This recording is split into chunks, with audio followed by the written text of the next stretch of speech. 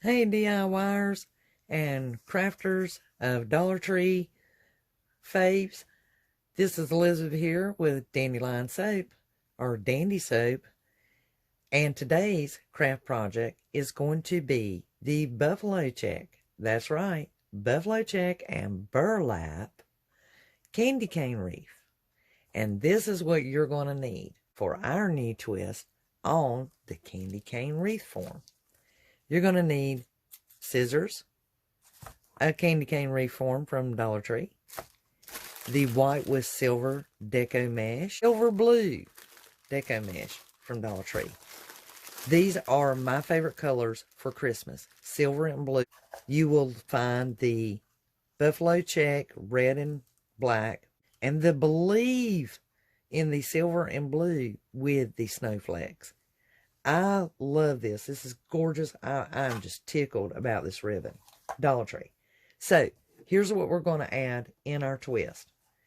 They had one spool of this ribbon, guys. One spool at my local Dollar General. Look, it has the black and white Buffalo Check.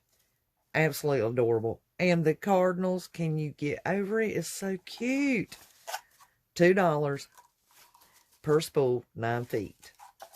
Jingle Bell bells.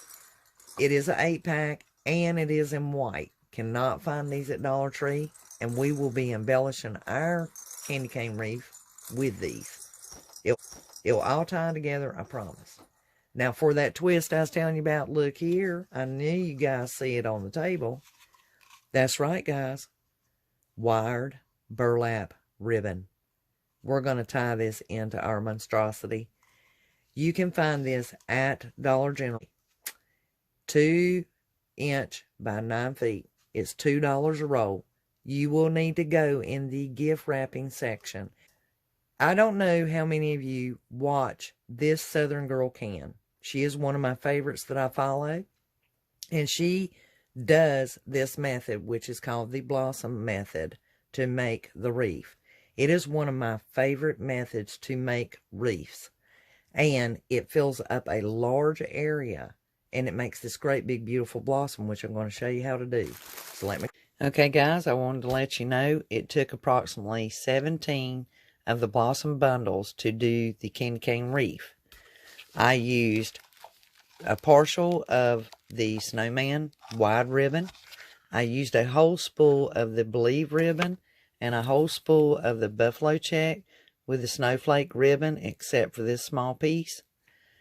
2 packages of the Deco Mesh, blue, gray, and the white, and approximately 1 yard, 3 feet that is, of the burlap ribbon. And I used 4 of the bells.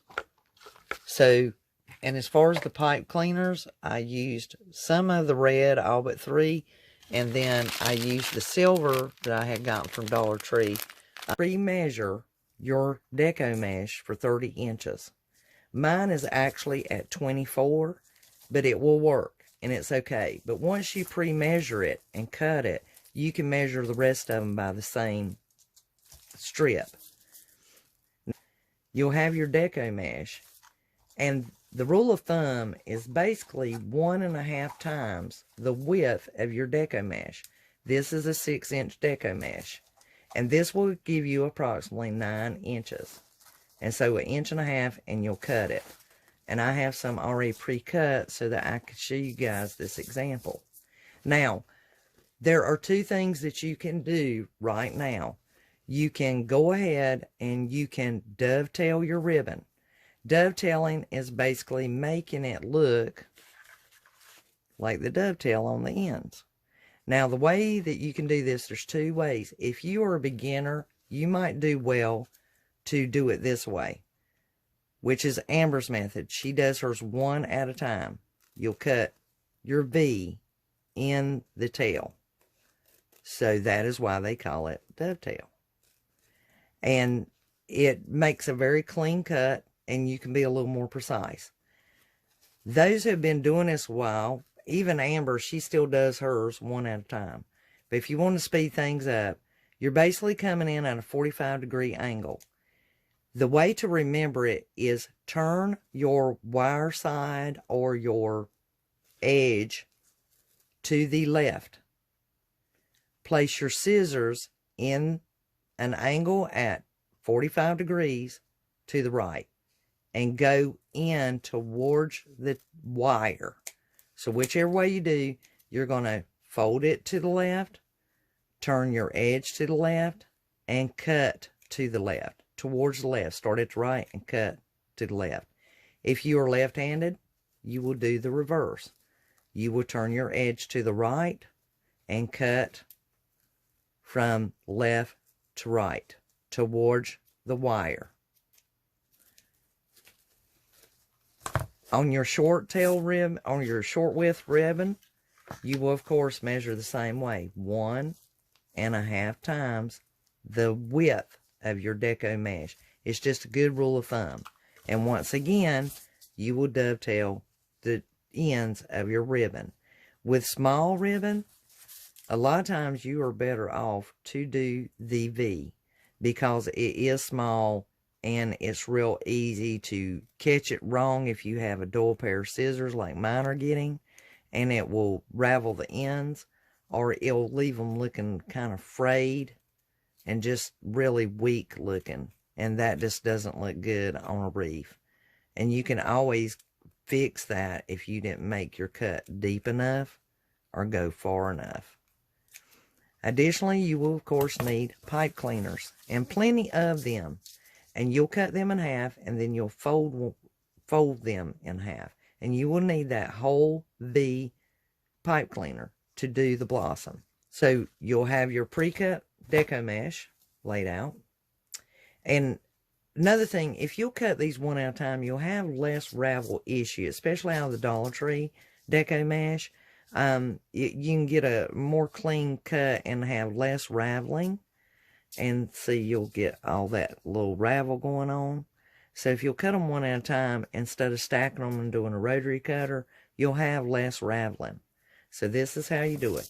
You'll lay it down, and if you have a rough one that's poking out in the beginning, just flip about 1/2 inch of it under, or inch or so. That's what I do. Let's flip it under, lay your thumbs there, and start scrunching it towards you. Just go slow. And it does not have to be exact, guys. You can do this just easy does it. And a lot of times it'll unroll itself. And just flip it out there. And it doesn't matter that it's swishy. We want it to do swishy on its own, because that's going to make its uniqueness. And see, it looks like a bundled up blossom. So you'll place that in your fingers. You'll take your wide ribbon and your narrow ribbon. And let me get one that's dovetailed here. And see how nice that lays, how this narrow one lays right in that V of that wide one. And you'll take and you'll put that in your fingers.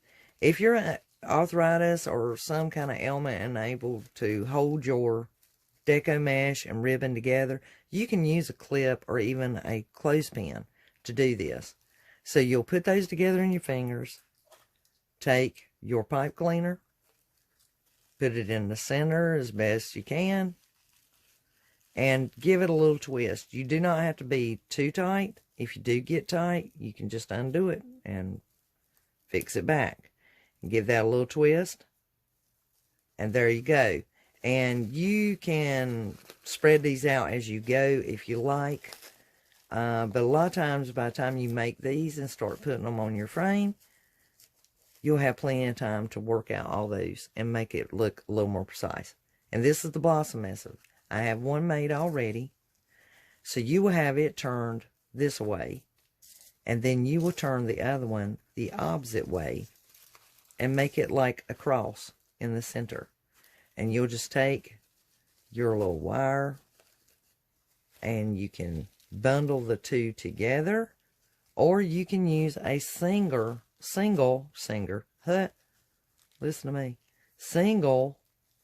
pipe cleaner if you like, and tie them all together. It's just that sometimes if you're a beginner, or even an intermediate, somebody that's been doing this for a while, it's just easier if you go ahead and make your blossom bundle singular and then have that one extra so that when you get ready to put it onto your wire mesh, you have a lot more control over it, and you can twist it and turn it and spread it out and give it a little more form. Okay, so I'm not going to mess with this too much. And remember, I told you we're going to embellish this. If you're using snowflakes or something like that, you probably want to have your hot glue gun ready and go ahead and glue it on there. I am a, after I do them all, kind of gluer. So, and since I'm using bells, it will probably drive me nuts if I try to do that while I'm making my bundles. So, I am going to take my bundle now, and working in the center 2 rows is how you'll do it. It does not matter. You can start in the middle, you can start at the bottom, you can start at this end. It don't matter. As long as you get them on there, that's the main thing. Now, a lot of times, because we are developing and trying to figure out exactly how we want this thing to look and come together, sometimes we'll just start in the middle, because we pretty much have some kind of idea of what this thing's going to look like. If you've done enough, you'll build it in your mind. If you have a picture to go by, or you've seen something on Pinterest and you're getting used to it. And see, this is why you want the whole half, because it gets a little bit close in there, and that way you can get your hands on it. This particular form dips in, so you know a lot of that's going to go right in there. And like I do a single color of white, then I'll go back and do a bundle and a single color of blue. I'll work it out and figure out how it is that I want this thing to really look. I'm white with the buffalo check, and then back to the blue with the believe. And I am starting to put the bells on. And why? Not of hot gluing these, because I may want to take them off or rework this wreath at a later date. And since these tails on this ribbon, these are 9 inches long. So basically what I did, if you can see, I'm going to show you. I fed the ribbon through the loop here in the bell, and just put a single tie. I did not tie it in a knot. As you can see, it is very secure. It's not going anywhere. It's not necessary to tear up the ribbon just so I can secure that bell. I simply just did a single tie. A little tidbit, a friend or a neighbor or a family member that you can get to swing by and help you string your bells on your wreath. It is not necessary for you to do any more than that right there, what I just did. And then just turn it. If you pull or yank on your ribbon too much, you're going to fray it, and it's just going to look awful. So we just want the bell on there. We just want it to be on there. And he's not going to go anywhere. And just make sure you just bring the ribbon back underneath him, and he's on top. So, in determining how much of a bow do you need?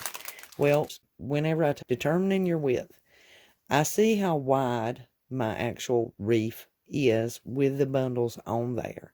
So you want your ribbon, when you get ready to make it, to be at least the width of where you're planning on putting it by the time you see it. And I have it folded once, folded twice, and that will give me my 2 loops. Since I'm going to be using my center, and I actually fold, press. You see that? Fold it, and then press it over with your thumbs. I may use some jute twine, and then I'm going to be bringing this up just like a traditional bow, just fluff it up. Then I'll cut that ribbon right there, just beyond that pinch. I call this the fold and tuck, because I want these to come down at an angle from my bow. I bring it together with 2 fingers, just like that, and I fold that. See how? Bring it up and just fold that back. And then I will glue that to the back. See, that's all glued and it's folded over and it's glued right back there. I do that because, one, I can gauge my tails. Number two, I can better determine and have more control over where I want that tail to go and how long I want that tail to be. We've already determined the width of our wreath and how big we need it. And I've taken and as though I were going to put another loop on that bow. And there we are where my thumbs are. One time, the width or the width of my bow. And that is plenty of tail. And okay, loosely, if you can see the bow, I'm trying to make sure I'm in the camera. The width of my four fingers at an angle up, and then I kind of bend this over, and then the width of my four fingers up, and don't have to be deep, and then kind of push them like that. You see how nice that looks? This can always come off. Is I put a little bit of hot glue and a pipe cleaner on this particular bow because I want it up here. I don't want it to sink down. Or a little snowflake that fell off of another ornament or something that I had from Dollar Tree, and I don't want to throw this away. So since it's a misfit, I think it's going to look real nice right there in the center, just to give her a little bit of bling. Okay, here she is, all done, looking bright and happy, on with its little bit of bling here and of the room, and so it's absolutely beautiful. So if you haven't subscribed to the channel and you like what you're seeing, please hit the subscribe button, hit the bell so you'll get all the reminders and notification. If you viewed this video and you think you have a friend or a family that would love it, please share it on your Facebook, show it, pin it on your Pinterest, place it on your Instagram, and share it. And maybe, just maybe, someone else will be inspired and do one of these candy cane wreaths of their own. I certainly appreciate every like that you give me. And if you will, I love my friend mail. Please send me a mail. Place comments. Let me know how I'm doing and what you think. If there's anything particular you'd like me to try to make for you, I hope you enjoyed it.